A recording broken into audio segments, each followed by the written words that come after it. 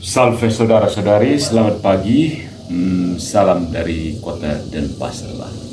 Saya mau mengajak kita membahas suatu ceramah kekristenan versi Pendeta Degeng Gadas yang menegaskan tentang Kristus sebagai syafaat, Kristus pengantara syafaat yang sempurna dan satu-satunya versi teologi reform.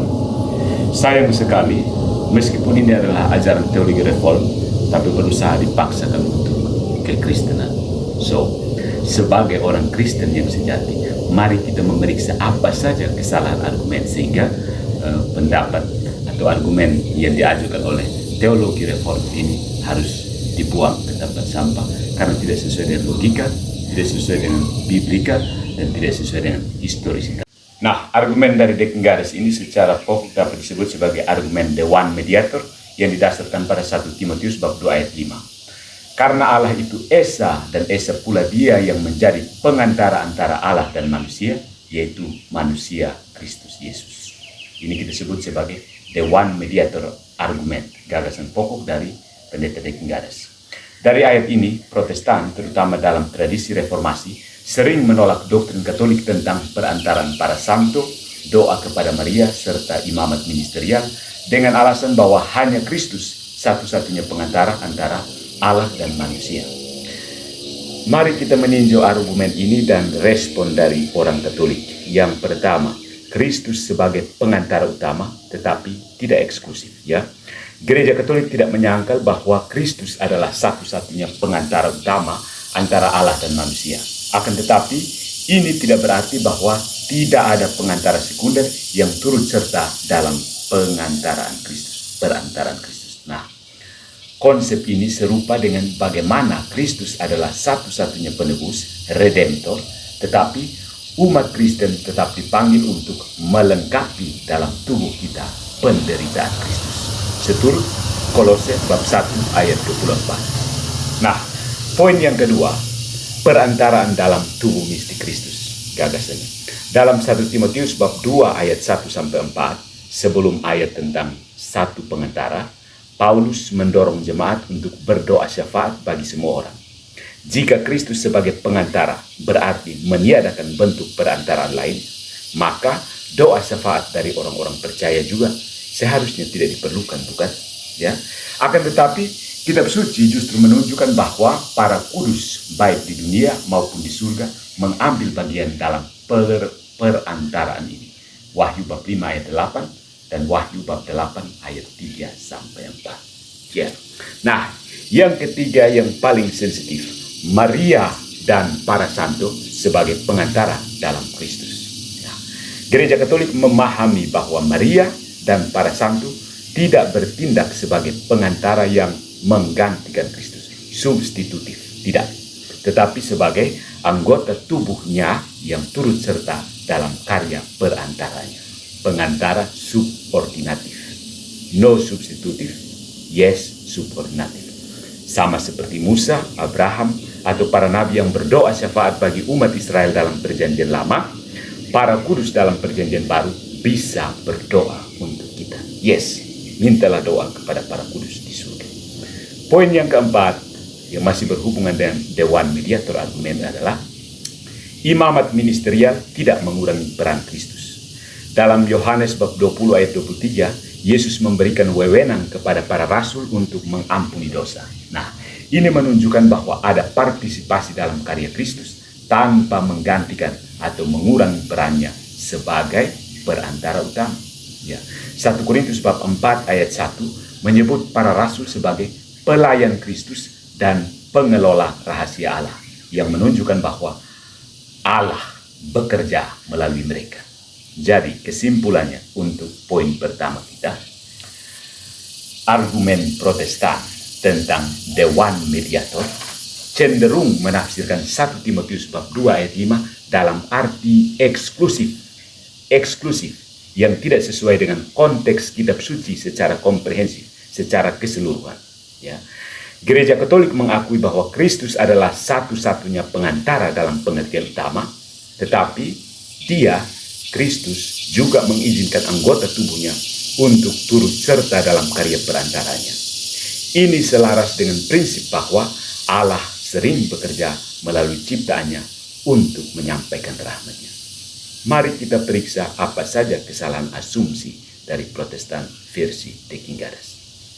Nah, mari kita lihat bahwa argumen Protestan dan De Gingaras tentang Dewan Mediator ini, 1 Timotius bab 2 ayat 5, seringkali didasarkan pada beberapa asumsi yang tidak sepenuhnya sesuai dengan ajaran kitab suci maupun tradisi Kristiani awal. Nah, kita akan tunjukkan asumsi utama dan kesalahan yang terkandung dalam argumen tersebut. First, yang pertama, asumsinya adalah perantaraan Kristus bersifat eksklusif, tidak bisa dibagikan. Kesalahan asumsi ini adalah Protestan sering memahami peran Kristus sebagai pengantara secara eksklusif, sola, seolah-olah tidak ada bentuk perantaraan lain yang sah.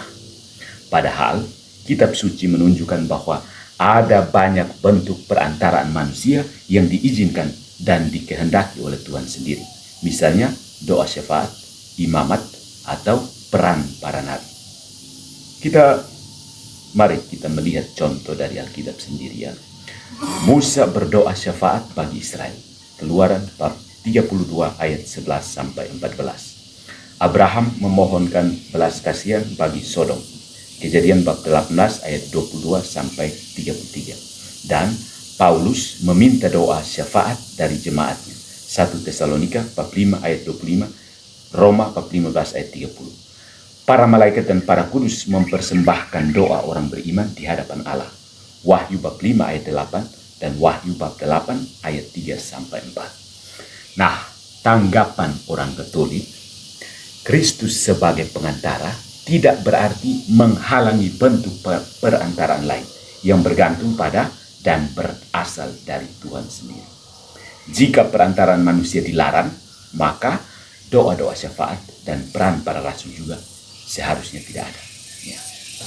Yang kedua, asumsinya adalah tidak ada peran Maria dan para santo dalam perantaraan ini.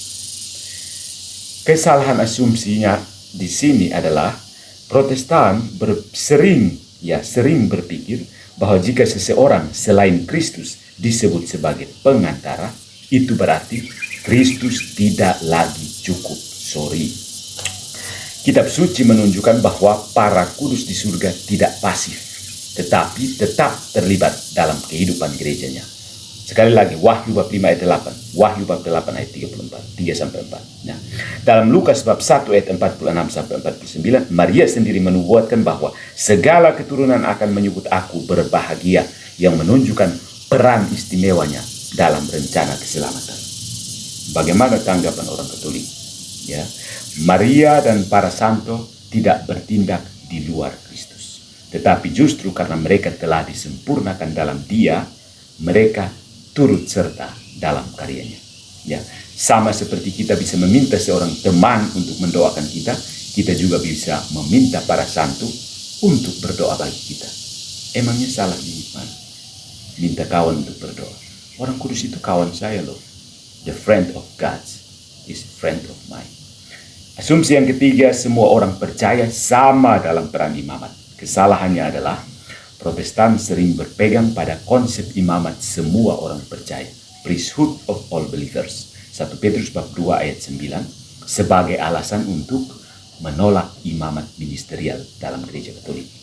Mereka menolak imam sebagai pengantara dengan alasan bahwa setiap orang Kristen bisa langsung datang kepada Allah tanpa perlu perantaraan manusia. Omong kosong bukan? Karena dalam perjanjian lama dan perjanjian baru, Allah tetap menetapkan peran khusus bagi imam untuk menjadi perantara dalam hal-hal tertentu. Imam Harun berperan dalam kurban dan pengampunan dosa. Imamat bab 16. Yesus memberikan wewenang kepada para rasul untuk mengampuni dosa. Yohanes bab 20 ayat 23. Jadi, bagaimana tanggapan orang Katolik? Kristus memang imam agung, yes, tetapi dia juga menetapkan para rasul dan penerusnya sebagai bagian dari imamat ministerial yang mengambil bagian dalam peran Tuhan kita Yesus Kristus. Sama seperti dalam perjanjian lama, keberadaan imam tidak menghilangkan akses umat Allah kepada Allah, tetapi justru memfasilitasinya.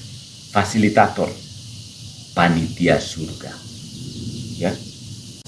Nah, saudara-saudari, mari kita mengelaborasi konsep partisipasi dalam perspektif filosofis, terutama dalam pemikiran tomistik, yang sangat relevan untuk memahami bagaimana perantaraan para kudus dan imam di dalam gereja Katolik tidak bertentangan dengan pengantaran Kristus sendiri. Ya.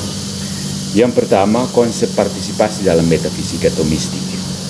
Dalam filsafat tomistik, konsep partisipasi atau participatio itu berasal dari tradisi Platonis yang kemudian disempurnakan oleh Aristoteles dan Santo Thomas Aquinas.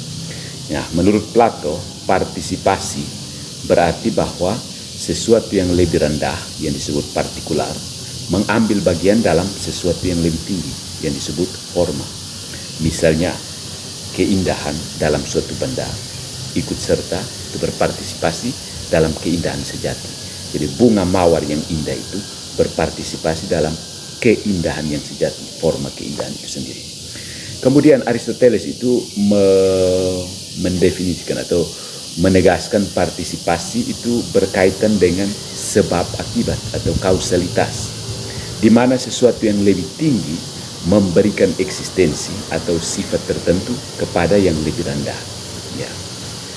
Jadi keindahan itu memberikan keindahan kepada sebuah bunga mawar, begitu. Itu contoh kasus bunga mawar.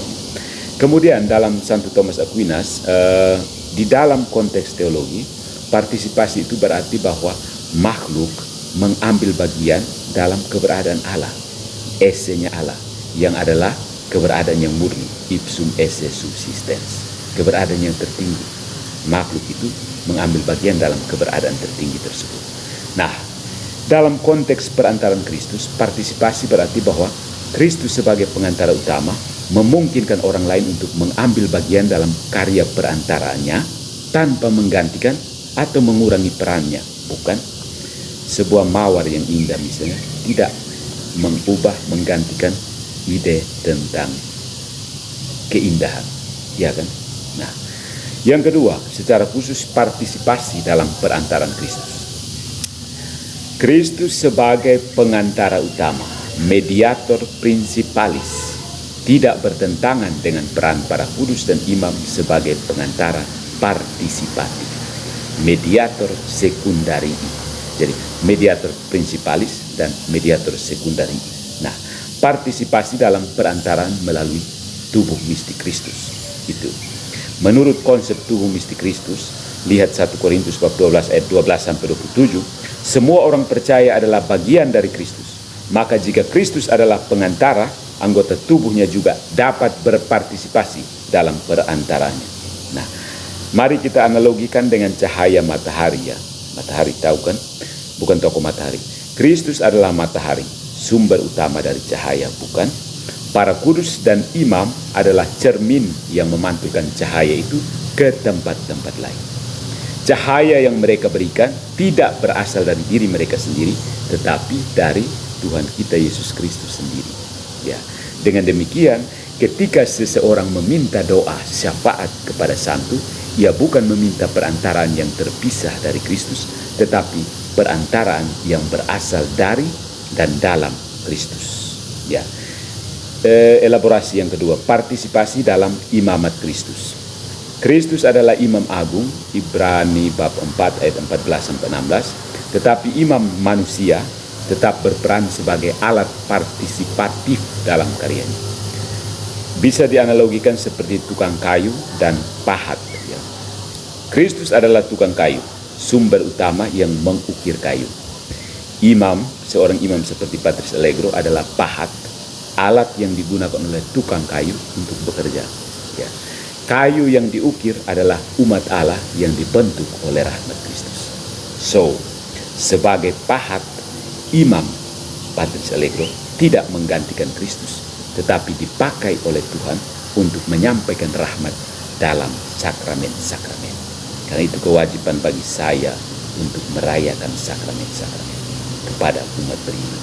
Nah, dari dua analogi ini, tahu kan, Kristus adalah matahari, Bunda Maria adalah bulan yang memantulkan cahaya matahari. Nah, saudara-saudari, yang ketiga ini soal benar dan salah, bukan lagi soal perbedaan perspektif. Ini benar-benar benar atau salah, ya. Nah, poin yang ketiga yang saya mau tegaskan di sini adalah kesalahan dalam Protestantisme, kesalahan dalam argumen the one mediator, yaitu apa yang dinamakan reduksiisme nominalis, ya, reduksiisme nominalis. Banyak pemikiran Protestan itu dipengaruhi oleh nominalisme yang cenderung melihat realitas secara reduksionis dan dikotomis. Entah Kristus adalah satu-satunya pengantara atau tidak ada perantaraan lain. Nah, entah semua orang percaya sama dalam imamat atau tidak ada imamat khusus. Pendekatan ini, saudara-saudari, sebenarnya gagal memahami bahwa Allah dapat bekerja melalui makhluknya tanpa kehilangan keunggulannya sendiri. Dalam filsafat Thomistik, kausa prima, sebab utama, yaitu Allah, tidak meniadakan kausa sekunda, yaitu sebab kedua, yaitu makhluk-makhluknya sendiri, tetapi justru memberdayakan mereka. Ya, ini bukan sekedar ngomong-ngomong. Ada tertulis dalam kitab suci, Allah adalah satu-satunya penyelamat, tetapi ia mengutus Musa untuk menyelamatkan Israel. Allah adalah satu-satunya pemberi wahyu, tetapi ia berbicara melalui nabi-nabi. Kristus adalah satu-satunya pengantara, tetapi ia memberikan kuasa kepada para rasul untuk mengampuni dosa. Yohanes bab 20 ayat 23. Nah, saudara-saudariku, dengan demikian jelas, bukan?